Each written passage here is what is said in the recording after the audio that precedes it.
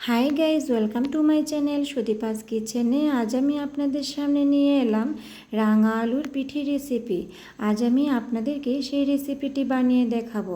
ভিডিওটি শেষ না হওয়া পর্যন্ত আপনারা সঙ্গে থাকুন। প্রথমে আমি এখানে 1 কিলো পরিমাণ রাঙা আলু নিয়েছি।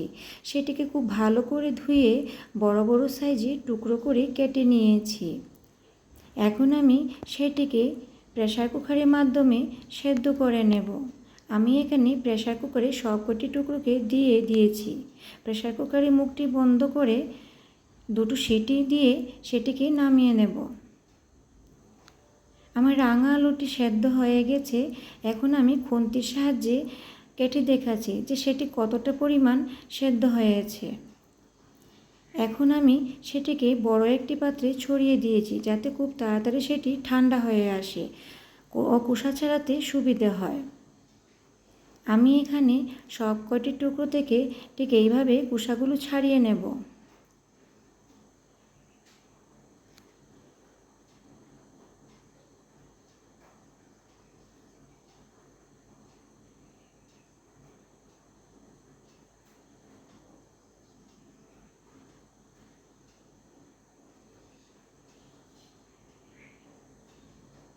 আমার সব কটি টুকরো থেকে খোসাগুলো ছাড়ানো হয়ে গেছে। এখন আমি একটি একটি টুকরো করে সেটিকে ম্যাশ করে নেব। ঠিক এইভাবেই ম্যাশ করে নিতে হবে যাতে কোনো দানা না থাকে।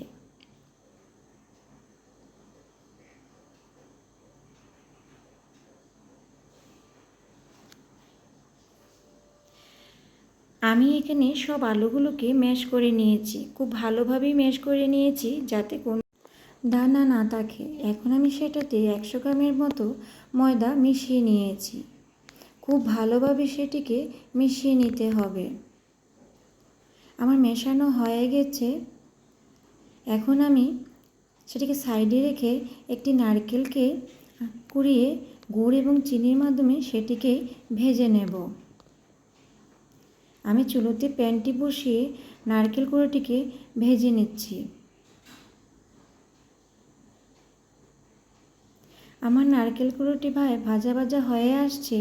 একটু গন্ধ বের হয়ে এলেই সেটিকে আমি একটি পাত্রে নামিয়ে নেব।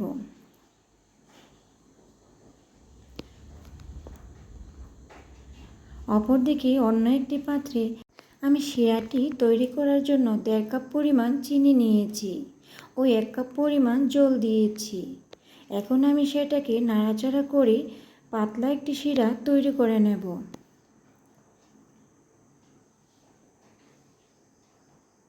আমার শিরাটি প্রায় তৈরি করা হয়ে গেছে।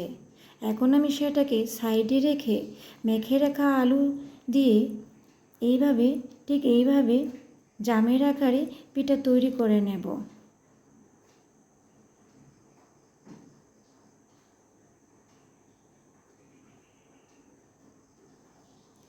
আমি এখানে সবকটি পিঠাকে ঠিক একইভাবে তৈরি করে নিয়েছি।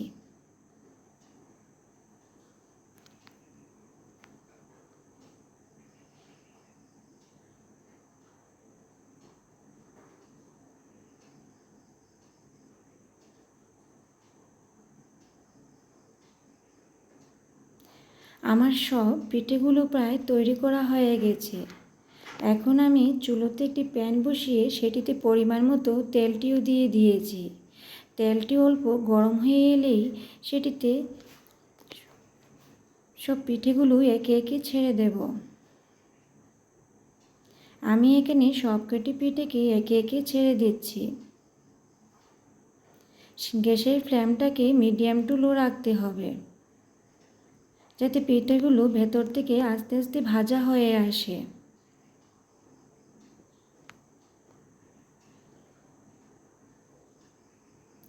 আমার পিঠেগুলো প্রায় ভাজা হয়ে গেছে। এখন আমি সেটাকে একটি পাত্রে নামিয়ে নেব।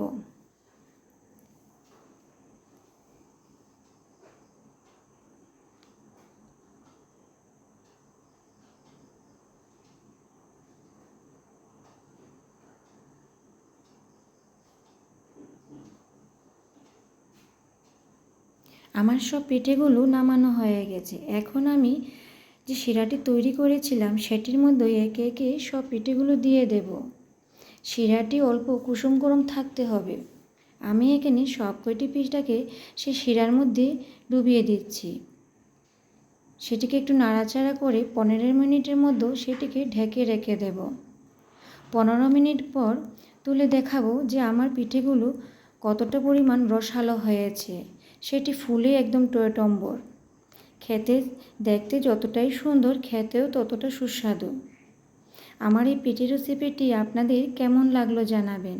যদি ভালো লেগে থাকলে তাহলে আপনারা অবশ্যই আমার চ্যানেলটিকে লাইক, কমেন্ট, শেয়ার এবং সাবস্ক্রাইব করে দেবেন। ধন্যবাদ।